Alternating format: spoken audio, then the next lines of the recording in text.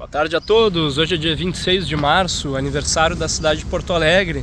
Estou com tempo livre e resolvi falar um pouco sobre essa história dessa cidade que eu vivo, que eu amo. E vim aqui no centro, na praça do Brigadeiro Sampaio, cadê ele? Tá ali a estátua dele. Foi o herói da Guerra do Paraguai, da Batalha de Tuiuti, mas hoje eu não vou falar sobre isso. Eu vim falar sobre o que aconteceu aqui em 1752, que foi exatamente nesse lugar que eu tô, que chegaram 60 casais de açorianos em outras épocas, né? Aqui eu tenho essas tecnologias hoje em dia, mas eu tô bem aqui no centro, bem para mostrar para vocês. Aqui é a usina do gasômetro, e foi aqui, vindo do Rio Guaíba, que nós temos a Avenida Mauá, que em 1752, com a linda cruz de Cristo, da Ordem de Cristo, antiga Ordem Templária, que Portugal acolheu os templários e mudou o nome da ordem para a Ordem de Cristo. Caravelas com aquela linda cruz templária trouxe mais ou menos entre 400 e 500 pessoas, essas 60 famílias de açorianos. E tu vê que maravilha, né? Como mudam-se os tempos. Existe uma polêmica até de quando que teria começado Porto Alegre. Se foi com a chegada deles em 1752, e não é essa data que se comemora. Se comemora 20 anos depois, em 1772, sempre com o ano 2. Que foi quando essa pequena vila, que já estava um pouquinho maior, já tinha maior quantidade de pessoas, os casais já estavam morando aqui, e ela foi passada de um porto, foi passada para freguesia. Freguesia em Portugal significa pequena aldeia ou bairro, tá? E aí sim é essa data que se comemora hoje, dia 26 de março, quando esse Porto dos Casais foi elevada à freguesia de São Francisco do Porto dos Casais. Eles adotaram São Francisco como o padroeiro aqui no começo. E também tem uma outra polêmica de quando que poderia ser o início de Porto Alegre, que também é com o ano 2. 1772 foi elevada a freguesia, um pouco atrás no tempo, 1752, quando chegaram os casais. Mas em 1732 foi quando o tropeiro Jerônimo de Ornelas, que era um português nascido na Ilha da Madeira, ele veio de Portugal com essa carroça, com a sua tropa, e ele chegou aqui nessa região. Achou lindo, 5 rios que desaguavam num lago bonito, de frente a uma terra com 40 morros, aquela coisa meio teatral, meio poética até. E aqui ele construiu em 1732 a fazenda dele. Então tem essas 3 datas, né? E as autoridades resolveram estabelecer quando foi eleita a freguesia. Só para não jogar um monte de informação ao léu, assim, tipo, veio o tropeiro Jerônimo de Ornelas, vieram casais, mas um monte de informação aleatória eu vou contextualizar tudo isso, tá? E para isso eu preciso falar de 2 pontos importantes na nossa história aqui do Rio Grande do Sul, que são as guerras entre espanhóis e portugueses, e é a guerra de ambos contra a Igreja Católica, mais especificamente a Ordem da Companhia de Jesus, a Ordem Jesuíta. Voltando um pouquinho no tempo, tá, gente? Ainda no século XVII, era segunda metade do século XVII, ali 1650 e tantos, 60, termina uma época de Portugal que os portugueses estavam enlouquecidos, os portugueses estavam bravos pra caramba, porque eles não tinham rei. Quem reinava em Portugal era o rei da Espanha, sim, a chamada época da União Ibérica, em que o rei Filipe III e depois Filipe IV foram reis de Espanha e Portugal. Os portugueses enlouquecidos, e aí a família dos Bragança, que foi quem encabeçou aí essa revolta para que Portugal voltasse a ser independente. Inclusive a família dos Bragança, por ter conseguido êxito nessa guerra, foram eles que vieram a ser a nova casa dos reis de Portugal depois dessa guerra, que é a chamada Guerra de Restauração.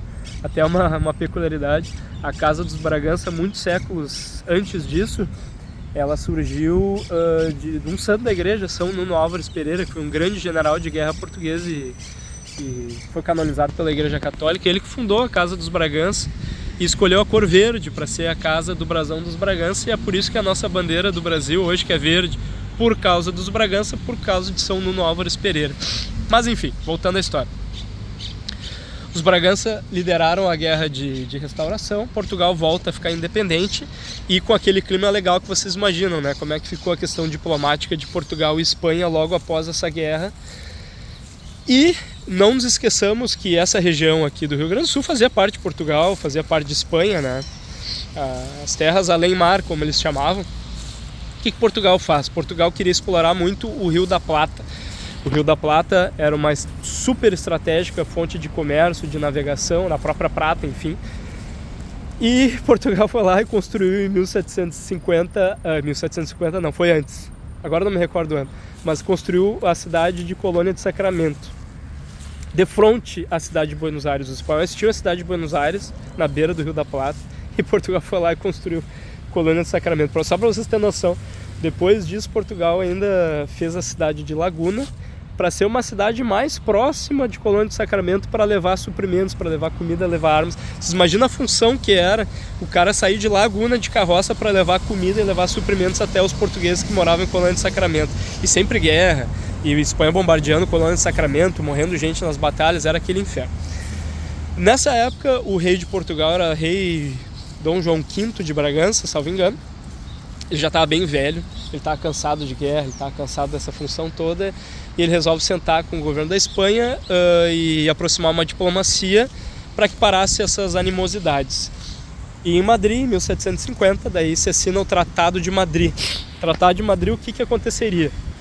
Portugal iria ceder a cidade de Colônia de Sacramento para a Espanha, para parar aquela encheção de saco, mas Portugal iria pegar uma boa terra, ainda além do Tratado de Tordesilhas. Colônia de Sacramento já era bem para cá do Tratado de Tordesilhas, ia pegar alguns povos, algumas missões que eram dos jesuítas. E agora, fazendo um parênteses, nessa época, tanto Dom João V, tanto como o filho dele, Dom José I, e o governo espanhol, eles não estavam mais tão aliados com a igreja, principalmente com a Ordem de Jesus, tá? Faço um parênteses. Ordem de Jesus, tá? Lá no século XVI, um soldado espanhol chamado Santo Inácio de Loyola, ferido na perna de guerra, ele vai para o hospital, entre a vida e a morte, ele começa a rezar, ele começa a pedir a Deus, ele começa a ler livros estando na cama, e ele se converte de uma forma absurda à igreja. Ele resolve se tornar padre, viaja a Paris para estudar. E seus colegas de quarto na Universidade de Paris, entre outros, eram todos os caras que fundaram a Companhia de Jesus. Era ele, era o São Francisco Xavier, era o São Simão de Portugal, enfim, teve vários. Qual que era um dos objetivos da Ordem de Jesus? Era sair pelo mundo para pregar a palavra de Cristo. Então, onde quer que fosse algum jesuíta, eles iriam aprender a língua dos nativos e iria ensinar para eles todos os ensinamentos de Nosso Senhor Jesus Cristo. São Francisco Xavier, por exemplo, o próprio, ele foi lá para o Japão, foi lá para as Índias, enfim. O São Simão, por exemplo, foi ele que, voltando a Portugal, São Simão, ele deu a ordem a São José de Anchieta, o jovem José de Anchieta, falando José de Anchieta, vá ao Brasil. E, bom, não preciso falar a história de São José de Anchieta, posso contar depois com mais detalhe, mas o Anchieta veio para o Brasil, aprendeu Tupi-Guarani, escreveu uma gramática em Tupi-Guarani para ensinar os índios a escrever e a ler. Ele fundou a cidade de São Paulo, ajudou a fundar a cidade do Rio de Janeiro, enfim, foi um gigante. Mas, com essa ideia, os jesuítas eles construíram aqui na América do Sul esses 30 povos das missões, que eram 30 cidades maravilhosas. Então, para vocês terem noção, aqui as cidades aqui, essas missões que os jesuítas construíram, eles chegaram a exportar couro para Filadélfia. Assim, uma riqueza incrível, um lucro maravilhoso, assim, um desenvolvimento intelectual, um desenvolvimento espiritual de todos os aspectos maravilhoso. Volta a história, fecha o parêntese. Bom, o rei João V assina o Tratado de Madrid com o rei da Espanha. Não, a gente cede a Colônia de Sacramento para vocês, a gente para de ter essas batalhas e a gente pega 7 povos das missões desses 30 aqui para nós, para essa banda oriental do Rio Uruguai, a gente pega para nós. Só que esqueceram de combinar com os índios e com os padres jesuítas, né? Chegaram lá os primeiros emissários espanhóis e portugueses para mandar eles embora. Vocês têm X tempo para largar suas maravilhosas casas, seus maravilhosos trabalhos, igrejas, uma cidade cheia de rua. Vocês têm que largar isso, porque agora pertence ao rei de Portugal, que odeia vocês, padres jesuítas, e vocês índios. Aqui, né, que tu vai sair. Inclusive tem a frase famosa do Cepete Araju: essa terra tem dono. Enfim, começa uma treta, começam umas animosidades, e paralelamente a isso, no arquipélago dos Açores, que é umas ilhazinhas ali no Atlântico, vem uma seca absurda. Essas ilhas dos Açores tinham sido colonizadas por Portugal há algumas gerações antes disso. Eles plantavam uma série de coisas, tinham gado, tinha ovelhas, mas veio uma seca absurda no qual as pessoas literalmente estavam morrendo de fome. Assim, veio uma crise humanitária incrível na ilha dos Açores. que o rei de Portugal falou? Olha, já que a gente vai pegar essa região dos 7 povos das missões, a gente precisa ter gente para habitar ali, para guardar a fronteira, vamos pegar esses pobres açorianos e vamos levar para aquela região ali, beleza. E já fez toda a situação com a Marinha Portuguesa. A Marinha Portuguesa, sim, essa era a defensora da fé católica. Inclusive os barcos eram da escola da época da escola de Sagres, os almirantes eram todos... Bom, enfim, não vou falar sobre isso. Mas acontece isso, esses navios portugueses, eles pegam 60 casais de açorianos e eles trazem Atlântico, vindo pelo Atlântico. Tem aquela manobra difícil para quem navega, que é entrar na Laguna dos Patos, que é contra a correnteza, né? Sobe a Laguna dos Patos e eles chegaram aqui nessa praça que eu estou agora, em 1752. Quando chegaram aqui era a fazenda do Jerônimo de Ornelas. E aí conversaram com ele, aquela coisa e tal, e olha, pra gente ir lá pra diante, mas parece que tá tendo algumas animosidades e tal. O que acaba acontecendo?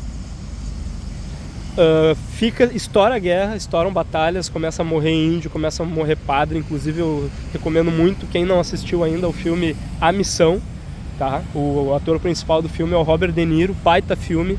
Quem fez a trilha até do filme foi o Ennio Morricone, que é um baita de um compositor, uma música fantástica. Enfim, assistam esse filme que vocês vão ter noção do que os portugueses e os espanhóis fizeram com aqueles padres e com aqueles índios ali nas missões.